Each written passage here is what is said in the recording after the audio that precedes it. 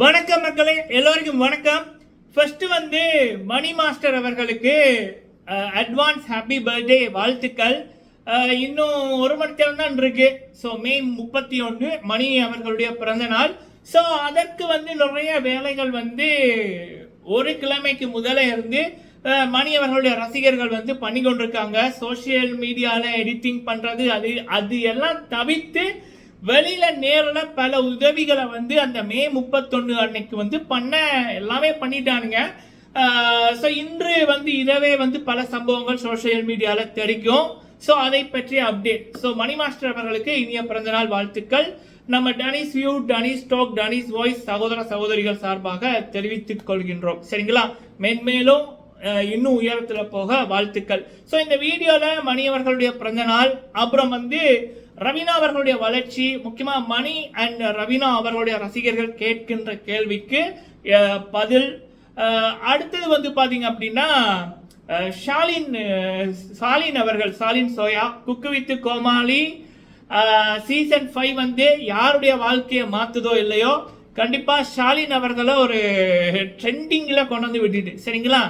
அதாவது ஒரு டைம்ல சிவாங்கி அவர்கள் எப்படி ஃபேமஸ் ஆனாங்களோ குக்கு வித் கோமாளி மூலம் தான் அவங்களுக்குன்னு ஒரு தனிப்பட்ட ஆடியன்ஸ் வந்தாங்க.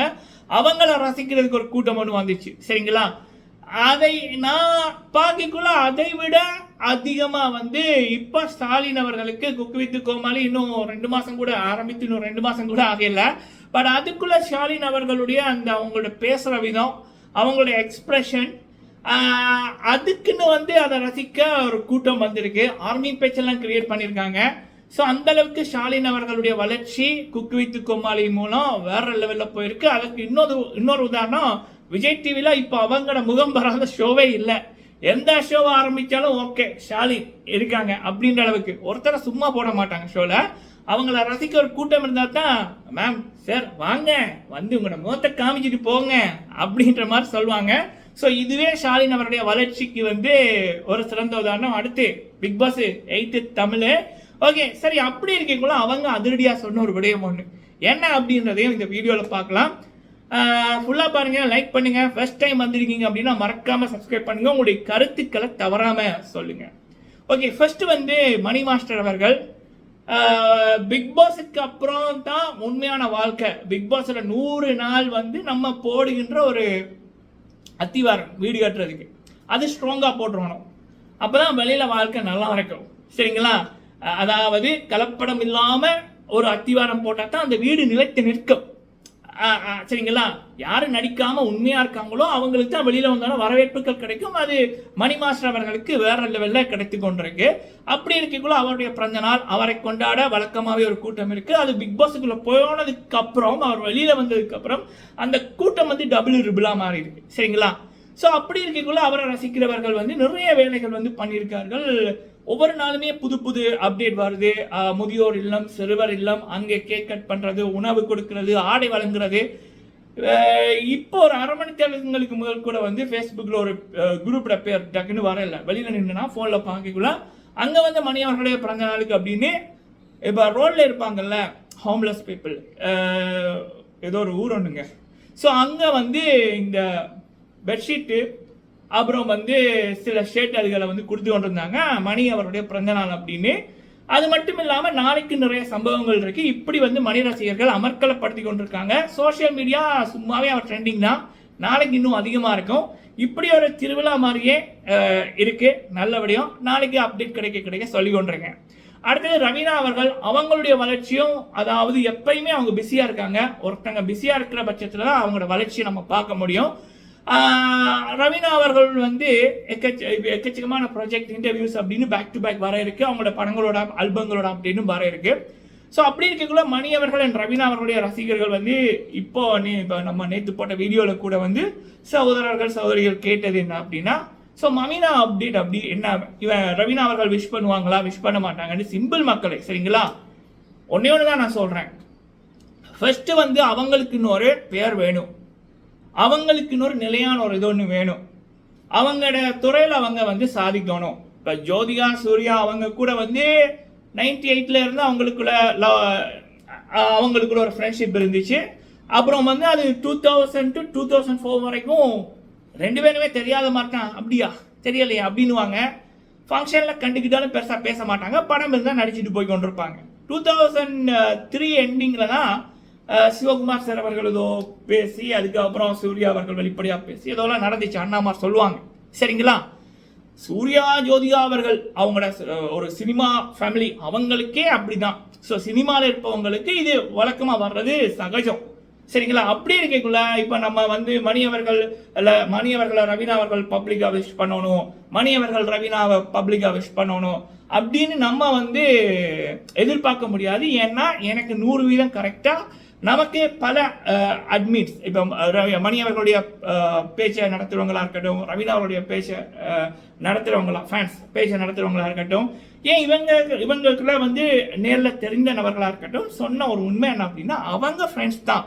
பட் அதை வந்து இதற்கு முதல் மாதிரி பப்ளிக்காக இப்போ அவங்க தெரிவித்து கொள்ள விரும்பலை.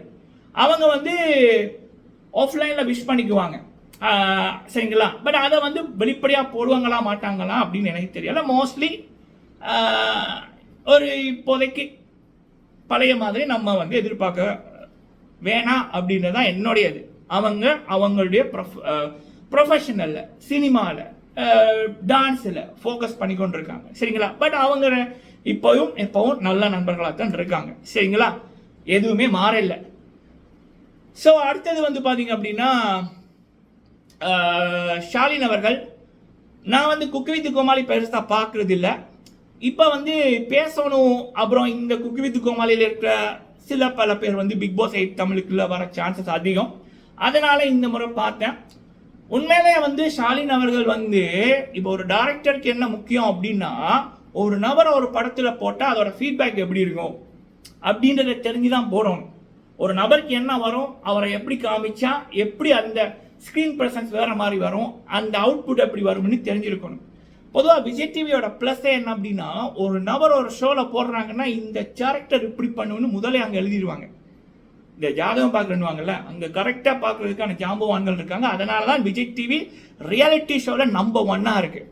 ஸோ அப்போ ஷாலின் அவர்களை போடவே தெரியும் இந்த பொண்ணு கண்டிப்பாக வேற லெவலில் இவங்களுக்கு ஒரு ஃபேன் பேஸ் வருவாங்க அப்படின்னு. அது அவங்க நிச்சயமாரியே ஷாலின் அவர்கள் குக்கு வித் கோமாளியில் சொல்லப்போனால் பிரியங்கா அவர்கள் ஆல்ரெடி ஒரு சூப்பர் ஸ்டார், சுஜித்ரா அவர்களுக்கும் பாண்டியன் ஸ்டோர்ஸில் ஃபேன் பேஸ் இருக்குது. இந்த 2 நபர்களுக்கு ஈக்குவலாக ஒருத்தங்க இப்போ பேசப்படுறேன்னா ஷாலின் அவர்கள் தான். சொல்லப்போனால் ஒரு டைமில் ஷிவாங்கி அவர்களுக்கு இருந்த ஒரு ஃபேன் பேஸை விட இப்போ ஷாலின் அவர்களுக்கு இருக்குது. அதற்கு காரணம் ஐ திங்க் அவங்க ரியலாக தான் இருக்காங்க, அவங்க நடிக்கல.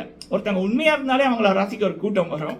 ஷாலின் அவர்களுக்கு அப்படி ஒரு ஃபேன் பேஸ் இருக்குது. சரிங்களா? அவங்க கிரியேட் பண்ணியிருக்காங்க, she is self mat.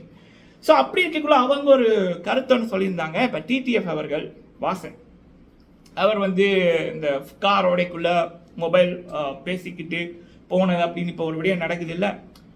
Okay, அவருக்கு நடந்தது ஓகே, அவரை எல்லாரும் பார்க்குறாங்க, அவர் பண்ணது தப்பு. ஏன்னா ஒரு காரோடைக்குள்ள அப்படி பண்ணக்கூடாது. ஏன்னா அதில் பாதிக்கப்பட போகிறது வேற யாரோ அப்பாவிகள் தான். சரிங்களா? இல்லை இவரை பார்த்துட்டு பல பேர் பண்ணுவாங்க, அது தப்பு தான்.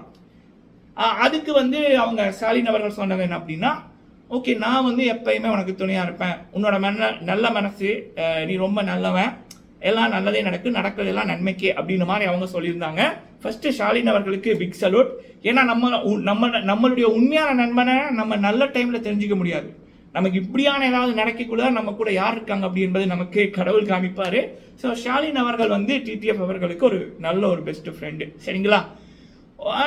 ஓகே. ஸோ இப்போ என்னுடைய இது என்னன்னா, டிடிஎஃப் அவர்களை மட்டும் ஏன் குறிப்பிட்டு ஃபோக்கஸ் பண்ணுறீங்க, அவர் மேலே மட்டும் ஏன் இதெல்லாம் உட்டன நடவடிக்கை எடுக்கிறீங்க?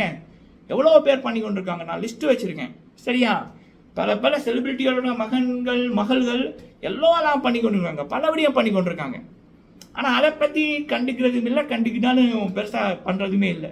அப்போ டிடிஎஃப் கூட சொல்லியிருப்பார், வாசன் அவர்கள் கூட சொல்லியிருப்பார், சட்டமன்றது எல்லாருக்குமே பொது தானே அப்படின்னு. அதான் நானும் கேட்குறேன், அது ஏன் வாசன் அவர்களுக்கு மட்டும் ஏன் இப்படி? நீங்கள் வாசனுக்கு பண்ணது கரெக்டு, ஆனால் வாசனுக்கு மட்டும் ஏன் இப்படி? அதுதான் என்னுடைய கேள்வியும். மக்களை நீங்கள் எத்தனை பேர் இந்த சந்தேகம் உங்களுக்கு வந்துச்சு? ஏன் மீதி நபர்கள் மேலெல்லாம் பெரிய பெரிய செலிபிரிட்டிகள் மட்டும் இல்லை, வேற பல பேரும் இப்படி பண்ணி அதெல்லாம் கண்டிக்காமல் அப்படியே விட்டுறதுங்க இருக்குது. சரிங்களா? அது ஏன் அப்படின்றது எனக்கு ஒரு கேள்வியாக இருக்குது. உங்களில் எத்தனை பேருக்கு அந்த கேள்வி இருக்குது அப்படின்றத மறக்காமல் சொல்லுங்கள். வீடியோ பிடிச்சிருந்தா லைக் பண்ணுங்கள். எகைன் மணி அவர்களுக்கு இனிய பிறந்தநாள் வாழ்த்துக்கள். நன்றி.